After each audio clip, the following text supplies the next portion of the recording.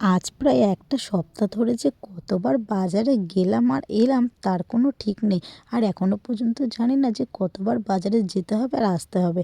এত পরিমাণে আমরা এই কাকুটার দোকান থেকে গিফট কিনেছি যে কাকুটা আমাদের আর কোনোদিন ভুলতেই পারবে না। আজকেও চলে গেছি সেম গিফট কিনতে। আর তার সাথে গেছিলাম একবারে হেয়ারটা কেটে আসতে।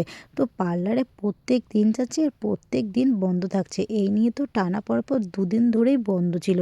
কিচ্ছু করার নেই, ব্যাড লাক, শুধু আসছি আর ঘুরে যাচ্ছি। তো আজকেও গেছিলাম একটা গিফট কিনতে একবারে।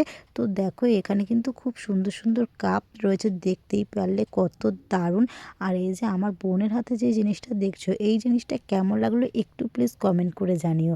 এটা তো আমার দুর্দান্ত লেগেছে, কিন্তু দাম অনেক বলছে, দুটো বলছে ৩০০ টাকা। অনেকক্ষণ দেখার পরে তারপরে একটা ডিসাইড করলাম যে একটা বোল সেটই নেওয়া যাক। এই বোল সেটটা তো আমার ভীষণ পছন্দ হয়েছে, কিন্তু এইটা নিইনি, এটার থেকে যেটা বড় একটা বোল সেট ছিল সেটাই নিয়েছি।